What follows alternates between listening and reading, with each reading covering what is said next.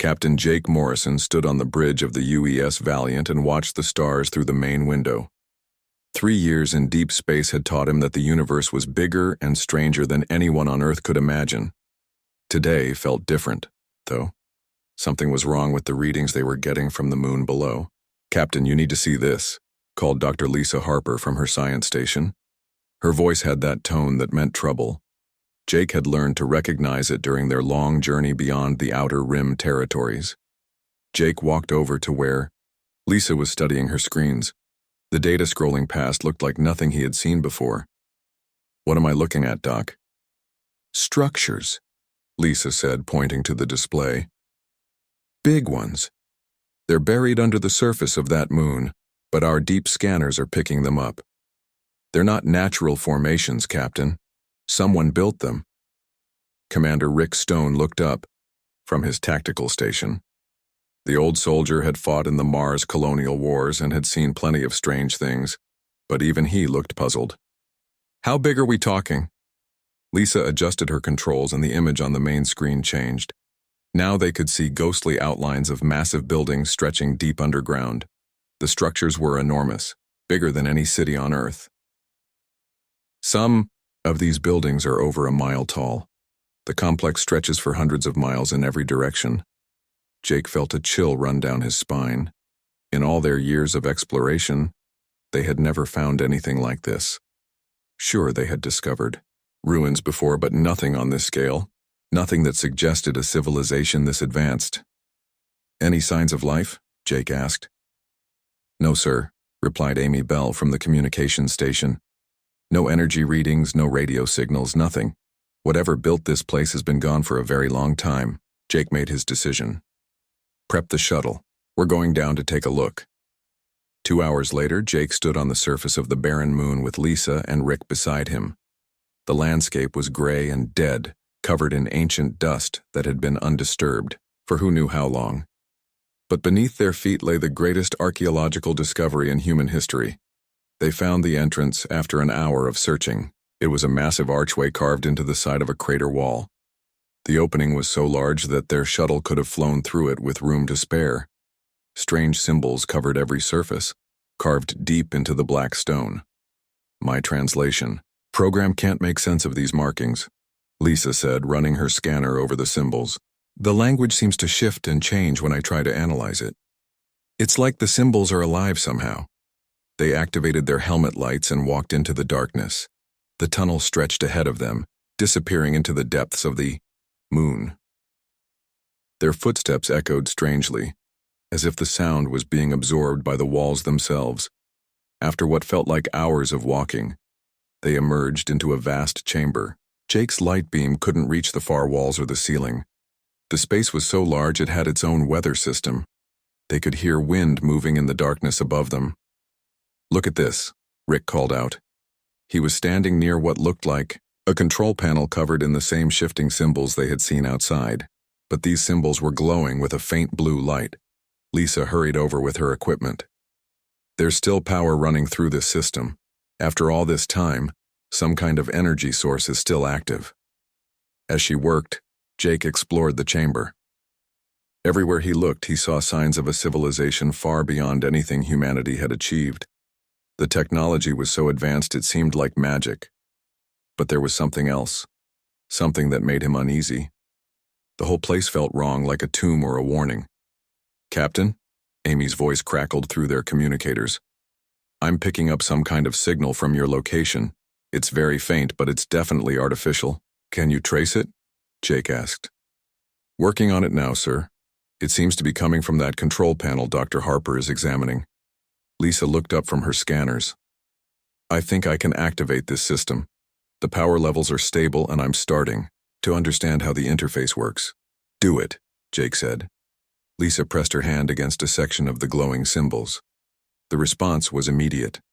The entire chamber filled with light as hidden systems came online for the first time in millions of years. Screens appeared in the air above them, showing images and text in the strange shifting language. But then something changed. The symbols began to stabilize, becoming readable. Jake realized that the system was learning their language from their communications equipment. The first words that appeared made no sense. Then slowly a message formed in clear English. Warning. Warning. Warning. The message repeated over and over, growing more urgent each time. Then new words appeared. They return. The eternal war host returns. The eaters of conflict stir in the dark. They come for the new warriors. They come for those who know war. Jake felt ice in his veins. Lisa, can you get more information? Who were these people? What happened to them? Lisa worked frantically at the controls. More messages appeared, telling a story that chilled them all. The builders of this place had been part of a great galactic civilization. They had been peaceful, advanced, and happy. Then the eternal war host had found them.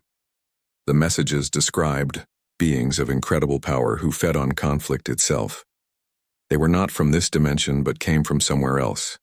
Somewhere dark. They would arrive at a world and create war, feeding on the hatred and violence until they grew strong enough to move on to the next target. Look at this, Lisa said, her voice shaking. She had found astronomical data, star charts showing the movement of these entities across the galaxy. According to this, they move in cycles. They spend long periods sleeping in the void between dimensions, then wake up when enough conflict draws their attention. Rick was studying tactical displays that showed the final battle. These people fought back. They had weapons we can't even imagine. But it wasn't enough. Nothing was enough. The final message was the most disturbing of all. It showed recent astronomical data, calculations that made Jake's blood run cold. Something was stirring in the dark spaces between stars. Energy signatures were appearing that matched the ancient records.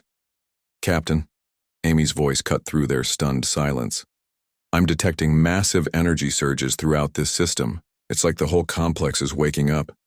Jake made the hardest decision of his life. We're leaving, now. Take everything we can carry, but we're getting off this moon right now. As they ran back through the tunnels, Jake couldn't stop thinking about the final message they had seen. The ancient civilization's last warning, transmitted across millions of years. Beware the new warriors. Beware those who spread conflict across the stars. The eternal war host comes for them. They come for humanity. Back on the Valiant, Jake sat in his quarters and stared at the data they had collected. Earth had been expanding across the galaxy for decades now. Humanity had fought wars on a dozen worlds. They had spread conflict wherever they went. And somewhere in the darkness between dimensions, ancient things were beginning to notice. Jake reached for his communications console. Earth Command needed to know what they had found. Humanity needed to prepare for something worse than any war they had ever imagined. The gods of war were coming and they were hungry. 3 months had passed since Captain Jake Morrison returned to Earth with his terrifying discovery. He sat in the briefing room at United Earth Command, watching Admiral Frank Hayes flip through the report for what felt like the 100th time. The old man's face showed nothing but doubt and irritation. Ancient gods of war, Admiral Hayes said, his voice dripping with sarcasm. Captain Morrison, do you realize how this sounds? You're asking me to mobilize the entire fleet based on some old alien ghost stories. Jake felt his patience wearing thin. Sir, the data is all there. The energy readings, the astronomical calculations, the warning systems. Something is coming, and we need to be ready. What I see, Hayes replied, tossing the report on the table, is a lot of speculation about creatures that may or may not exist, based on ruins that could be millions of years old. For all we know, these aliens destroyed themselves with their own weapons. Dr. Lisa Harper leaned forward in her chair. Admiral, the power systems in those ruins were still active. The warning broadcasts were still transmitting. These weren't just historical records, they were active early warning systems. Hayes waved his hand dismissively. Doctor, I've been in the military for 40 years. I've learned not to jump at shadows. If these eternal war host creatures were real and as dangerous as you claim, don't you think we would have encountered them by now? Before anyone could answer, Lieutenant Kelly Davis burst into the room. Her face was pale and she was breathing hard like she had run all the way from the communications center. Admiral, she gasped, we just lost contact with the UES Guardian. Captain Kate Miller was on patrol near Proxima Centauri when her ship detected massive energy signatures. Her last transmission was cut off mid-sentence. Hayes stood up quickly. "Equipment failure?" "No, sir," Davis replied, shaking her head. "We received her emergency beacon for about 30 seconds after we lost communications. The ship was under attack." Jake felt his heart sink. Kate Miller was one of the best patrol captains in the fleet. If something had happened to her ship, it wasn't because of pilot error or equipment problems. What were her last words? Davis checked her notes with trembling hands. She said, "Something's coming out of subspace. It's not a ship. It's not like anything in our databases. It's alive." Then the transmission ended. Admiral Hayes was already moving toward the door. "Get me a connection to Fleet Command. I want every available ship moving toward Proxima Centauri right now." But they were too late. By the time the rescue fleet arrived at Kate Miller's last known position, there was nothing left but debris and strange energy readings that made no sense to anyone. The UES Guardian had been completely destroyed, but not by any weapon that human science could understand. General Paul Grant, Earth's top military commander, arrived at headquarters within hours. He was a tall man with gray hair and eyes that had seen too many battles. Jake had served under him during the Titan Rebellion and knew the general was not easily scared. But when Grant looked at the data from the Guardian's final moments, his face went pale. "Show me the energy analysis again," Grant said to Dr. Harper. Lisa brought up the readings on the main screen. "The signatures don't match anything in our database. The energy pattern suggests something that exists partially outside normal space-time. It's like the attacker was only partly in our dimension." "And this matches what you found in the ruins?" Grant asked Jake. "Exactly, sir. The ancient records describe the Eternal War Host as beings that exist between dimensions. They can move through space in ways we don't understand." Grant studied the data for several more minutes before speaking. "Dr. Harper, I want you to work with our best scientists. Figure out everything you can about these creatures. Captain Morrison, you and your crew are going back out there. I want you to find more of these ancient sites. We need to learn everything we can about what we're facing." "Sir," Jake said, "what about Admiral Hayes?" Grant's expression was grim. "Admiral Hayes is no longer in command of this operation. As of right now, this is a matter of planetary security." 2 days later, reports started coming in from across human space. Ships were disappearing near the outer colonies. Energy signatures similar to the one that destroyed the Guardian were being detected throughout the frontier territories. Whatever had killed Kate Miller was not alone. The breakthrough came when Lieutenant Colonel Dan Wright was analyzing the Guardian's final sensor logs. Wright was known throughout the military as one of the best tactical minds of his generation. If anyone could figure out what had happened to Kate Miller, it would be him. "I found something strange," Wright announced during the emergency briefing. "Look at this section of the Guardian's battle data." The screen showed the final moments of the fight. The Guardian's weapons were firing continuously, but they seemed to have no effect on the attacker. Then suddenly there was a pause in the enemy's assault. "Right here," Wright pointed to a specific moment in the data. "The hostile stops attacking. For almost 15 seconds. The Guardian was badly damaged and couldn't have posed any threat. So why did it stop?" Dr. Harper studied the readings. The energy signatures changed during that pause. It's like the creature was surprised by something. Or studying something, Wright added. "Look at the weapons fire patterns from the Guardian. Captain Miller was using standard attack formations at first, but then she switched to something different." Jake leaned closer to the screen. "What did she switch to?" "Defensive patterns," Wright explained. Instead of trying to destroy the enemy ship, she was trying to protect a nearby transport that was carrying civilian refugees. She put her own ship between the attacker and the transport. And that's when the creature paused, Dr. Harper realized. It stopped attacking when Captain Miller switched from offensive to defensive tactics. Wright nodded grimly. "The question is, why would that matter to an alien creature?" General Grant had been listening quietly, but now he spoke up. "Because it was evaluating us. These things don't just destroy randomly. They study their prey first." The room fell silent as the implications sank in. Jake thought about the ancient warnings they had found. The eternal war host fed on conflict, but they were also intelligent. They didn't just attack anything they found. They chose their victims carefully. General, Jake said slowly, I think we need to consider the possibility that we're not just being invaded. What do you mean? Grant asked. The ancient record said the war host looked for new warriors. What if they're not here to destroy us? What if they're here to recruit us? Dr. Harper's face went white as she understood what Jake was suggesting. They're testing us, seeing how we fight, how we react under pressure. They want to know if we're worthy of joining their eternal war. Wright pulled up star charts showing the locations of the recent attacks. If that's true, then these aren't random raids. They're job interviews. General Grant stared at the charts for a long moment. Then we need to make sure we fail the interview, because I'd rather see humanity destroyed than turned into servants of these things. Outside the headquarters building, Jake looked up at the stars and wondered how long they had before the real test began. Somewhere out there in the darkness, ancient predators were watching and waiting.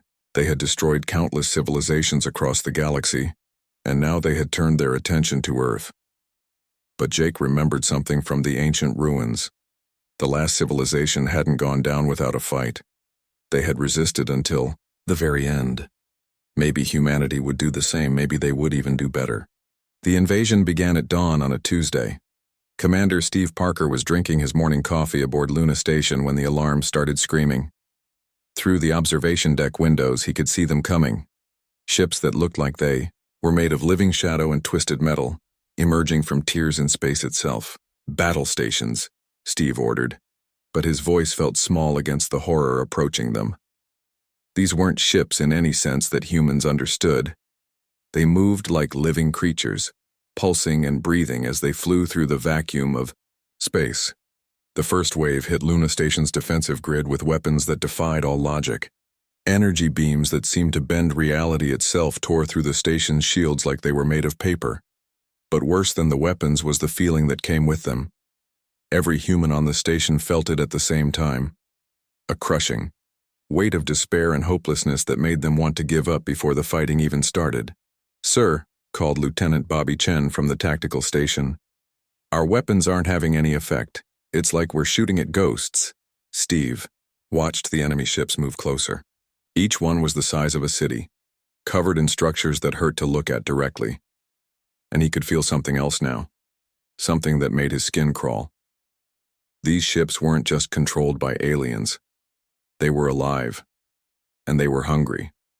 "All ships, this is Luna Control," Steve broadcast to the small fleet defending Earth's moon. "We're going to make our stand here. For Earth, for humanity, we hold the line." The battle that followed was like nothing in human military history. The sea and enemy ships moved through space like sharks through water, their weapons reaching out to crush anything in their path. Human fighters exploded one after another, their pilots screaming final messages of defiance before their ships were torn apart. But then, something unexpected happened. Commander Parker's destroyer, the UES Defiant, had taken critical damage. The engines were failing, weapons were offline, and the crew was abandoning ship. Steve should have evacuated with them. Every military manual said to preserve command personnel when possible. Instead, he stayed at the controls. "All hands, this is the captain. Get to the escape pods now. That's an order." "Sir, what about you?" asked Chen, who had refused to leave. "The bridge." Steve looked at the massive enemy flagship bearing down on Luna Station. If that thing reached the moon's surface, millions of civilians would die. "Bobby, get out of here. That's a direct order." "Sir, I'm not leaving you." Steve smiled sadly. "Then we do this together." He fired the engines one last time, pushing the dying destroyer directly toward the enemy flagship. It was a desperate move that should have accomplished nothing. The Defiant was tiny compared to the alien vessel, like a mosquito attacking a whale. But as the destroyer hit the enemy ship and exploded, something impossible happened.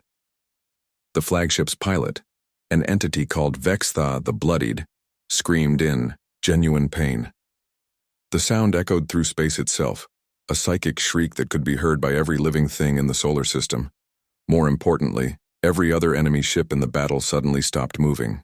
For the first time in millions of years, the soldiers of the Eternal War Host felt something they had never experienced before: confusion. Back on Earth, Dr. Lisa Harper was monitoring the battle from the command center when the scream reached them. Every piece of equipment in the room went crazy for a moment, readings spiking off the charts. "What just happened?" General Grant demanded. Lisa stared at her instruments in amazement. "Commander Parker's ship hurt them. Actually hurt them. Look at these energy readings from the enemy flagship." "That's impossible," said Lieutenant Colonel Wright. "The Defiant was just a destroyer. Its weapons couldn't even scratch their shields." "It wasn't the weapons," Lisa realized. "It was something else. Something about the way Commander Parker died." She pulled up the final recordings from the Defiant's bridge. The last transmission showed Steve Parker at his controls, not running for safety but staying to protect others. His final words were clear: "For the people on Luna Station, for everyone who can't fight back." He wasn't trying to win. Wright said slowly. He was trying to save others. Lisa checked the energy readings again. When he rammed that ship, he wasn't thinking about victory or survival. He was thinking about protecting innocent people, and somehow that hurt the alien pilot. "General," Grant leaned forward. "Explain that, Doctor." "The ancient record said these creatures feed on conflict and hatred. They grow stronger when people fight out of anger or fear or greed. But Commander Parker wasn't fighting for any of those reasons. He was fighting out of love." The implications were staggering. Lisa ran the data through her computers again and again, but the results were always the same. The moment Steve Parker chose to sacrifice himself for others, he had become something the Eternal War Host couldn't understand or consume. "General," she said, her voice shaking with excitement and fear, "I think we found their weakness." Over the next few days, reports came in from across human space. The enemy was still attacking, still winning most battles, but something had changed. They were more cautious now, more careful, and in a few cases human forces had managed to hurt them. The pattern was always the same. When human soldiers fought for selfish reasons, survival, revenge, glory, they lost badly. But when they fought to protect others, when they chose to sacrifice for their comrades or civilians, strange things happened. Enemy ships would falter, alien weapons would miss their targets, and the creatures that piloted the Warhost vessels would cry out in pain. Colonel Nina Ross volunteered for the first official test of the new theory. She was a veteran of the Jupiter Wars, known for her tactical brilliance and her fierce loyalty to her troops. If anyone could make this work, it would be her. "I want volunteers only," she announced to her squadron. "What we're about to try is dangerous and probably crazy. We're going to attack the enemy fleet near Mars, but we're not fighting to win. We're fighting to protect the refugee ships trying to escape the outer colonies." Every pilot in the squadron volunteered. The Battle of Mars orbit became the turning point of the war. Colonel Ross led her fighters against odds that should have been impossible to overcome. The enemy had 50 ships to their 12. Their weapons were more powerful, their armor stronger, their pilots ancient beings with millions of years of experience. But Ross's squadron had something the enemy had never encountered before. They flew their fighters not as weapons of war, but as shields for the defenseless. When enemy fire targeted the refugee ships, human pilots threw themselves into the path of the beams. When alien fighters moved to attack the transports, human pilots rammed them without hesitation. Each act of selfless courage sent waves of psychic energy through space that made the enemy pilots scream in agony. For the first time in their eternal existence, they were fighting warriors who grew stronger through self-sacrifice instead of self-preservation. By the end of the battle, the human squadron was gone. All 12 fighters had been destroyed, and Colonel Ross was dead. But the refugee ships escaped, and 3 enemy vessels had been completely destroyed by the psychic backlash of human sacrifice. More importantly, the remaining enemy ships retreated. For the first time since the invasion began, the Eternal War Host pulled back from a battle they were winning. General Grant studied the battle reports with growing amazement and horror.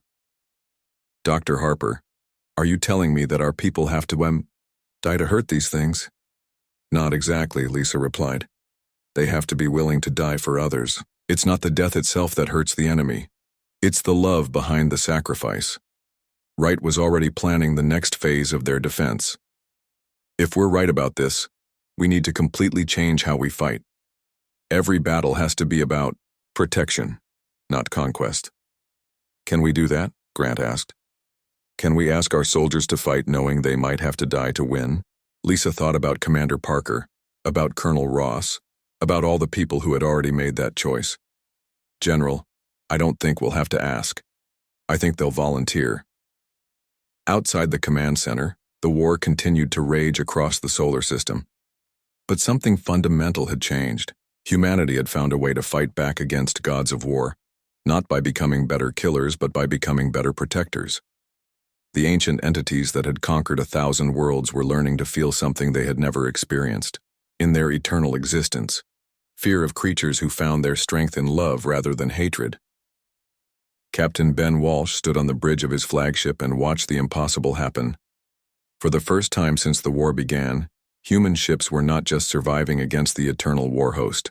They were winning. The UES Liberty led a fleet of 20 ships all equipped with Dr. Harper's new technology. These vessels could channel the emotional energy of their crews and turn it into weapons that could actually kill the interdimensional entities. But the technology only worked if the crew was fighting for the right reasons. Target the enemy cruiser, Ben ordered. All ships, remember what we're fighting for. The colony ships behind us have 500,000 civilians, men, women, and children, who are counting on us to get them home safely. The fleet opened fire, but these weren't ordinary weapons. Each shot was powered by the genuine love and protective instinct of the human crews. The energy beam struck the alien ship and it writhed in pain, its living hull screaming as the psychic energy burned through its defenses. Ben had learned the hard way that this new form of warfare demanded everything from its practitioners. Crews that fought for glory or revenge found their weapons useless against the enemy. Only those who truly cared about protecting others could generate the energy needed to hurt the ancient entities. The breakthrough had come when Admiral Claire, Duncan faced the impossible at Wolf 359.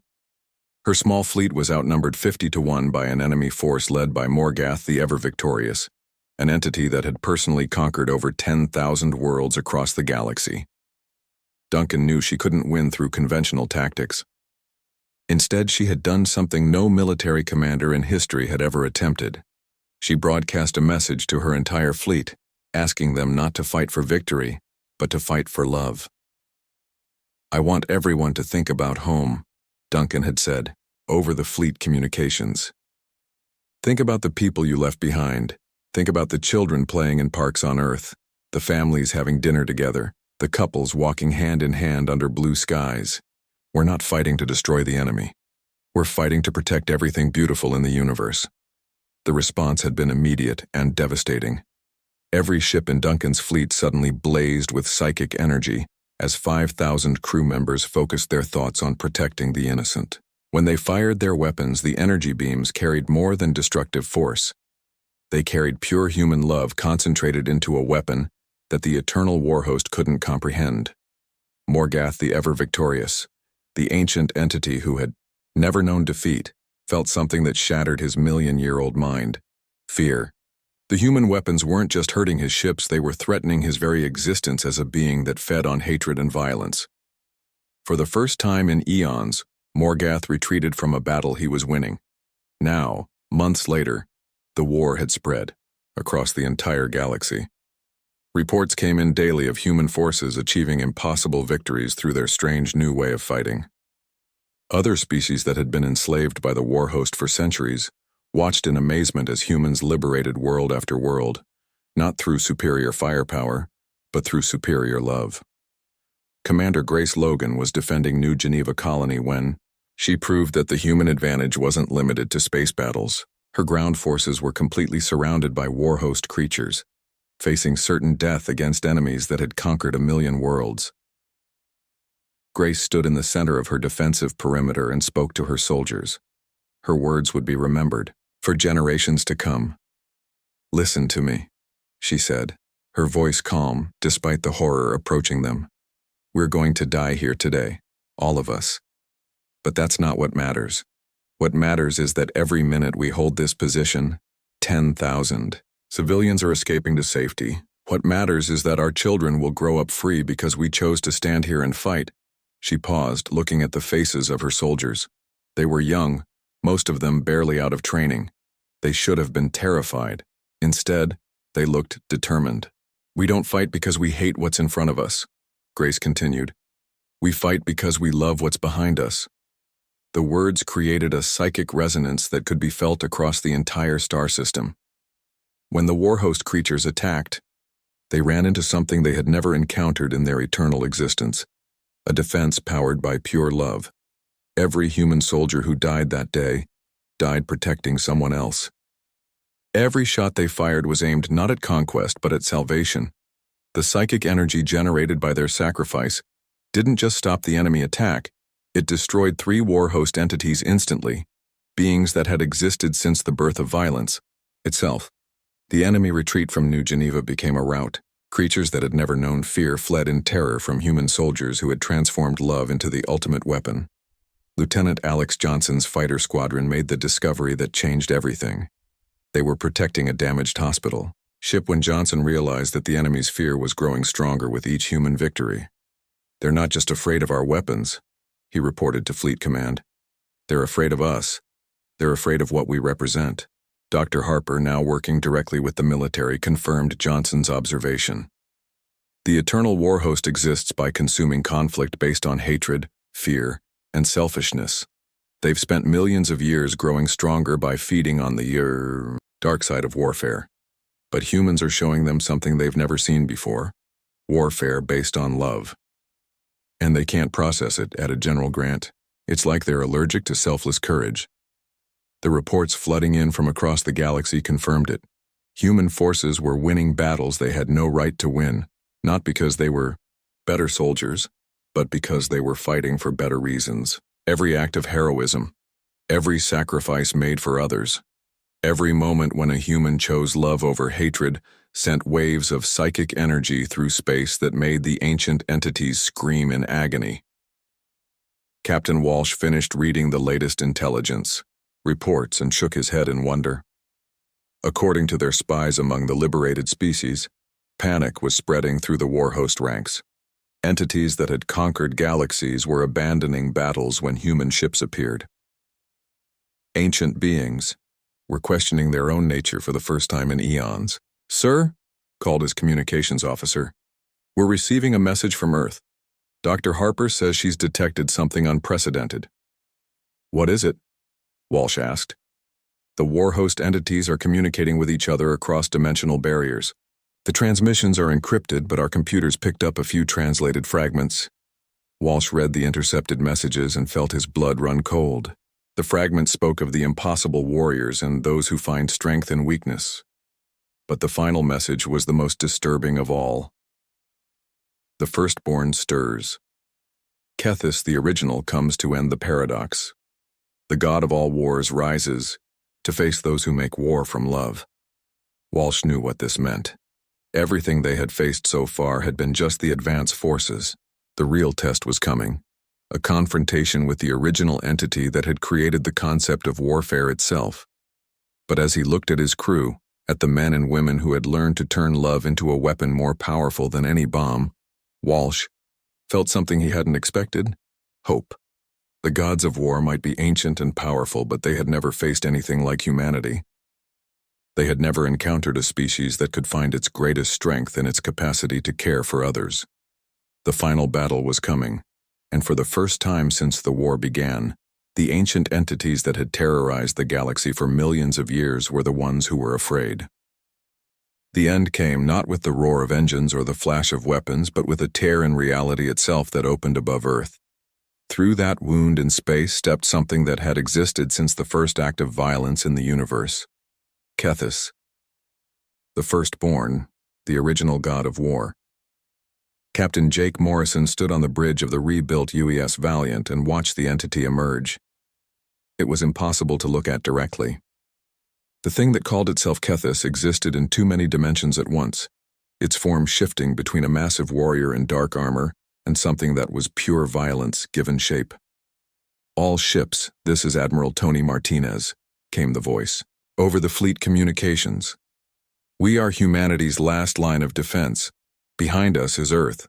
Behind us is everything we have ever loved. Today we find out if love really is stronger than hate." Jake looked around his bridge at the faces of his crew. Dr. Lisa Harper was at her science station, monitoring the energy readings that made no sense. Commander Rick Stone was at tactical, ready to coordinate their weapons. Communications Officer Amy Bell was maintaining contact with the refugee ships evacuating Earth's cities. They all knew they were about to die. The entity approaching them had destroyed entire galactic civilizations. It had fed on billions of years of warfare and violence. Compared to Kethis, everything they had fought before had been nothing more than servants. But something strange was happening as the firstborn approached Earth. The entity was moving slowly, almost carefully. For a being that had never known defeat, it seemed oddly hesitant. "Captain," Lisa called out, studying her instruments.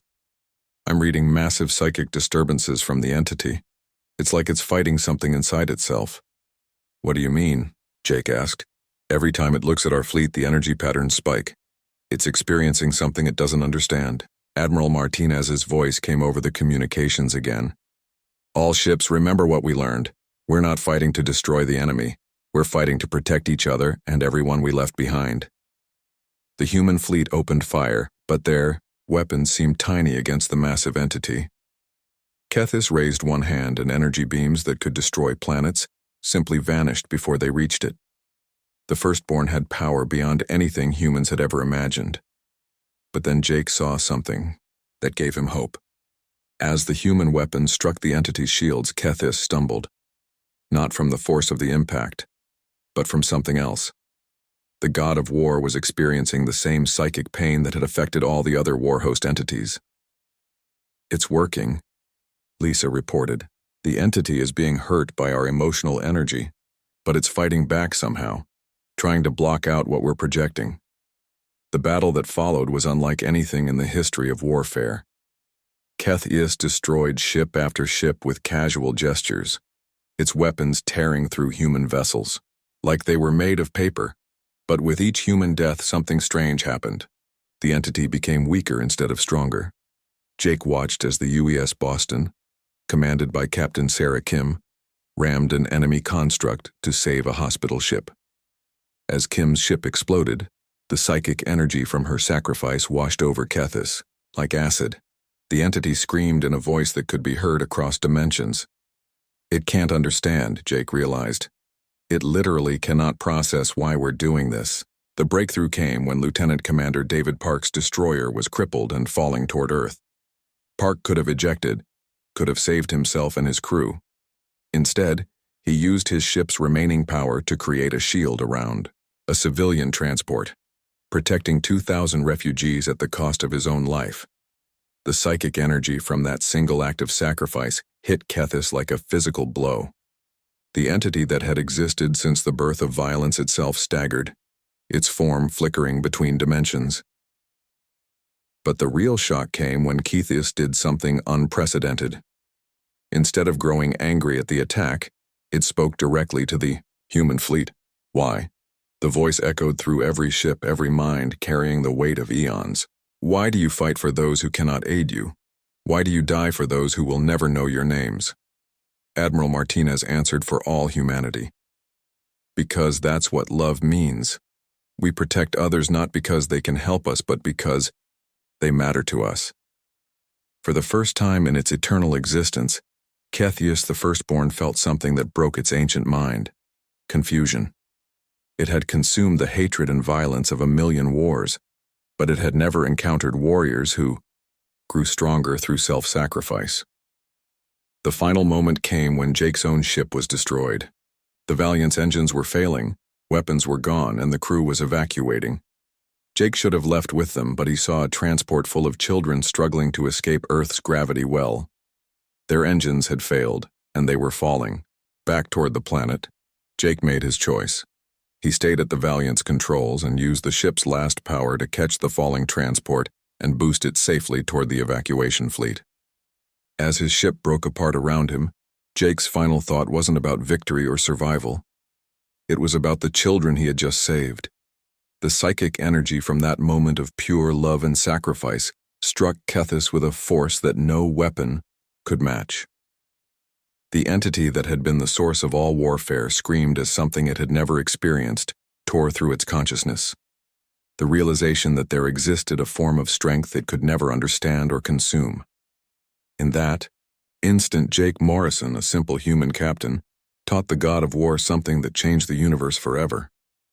He showed Kethis that true power didn't come from the ability to destroy, but from the willingness to protect.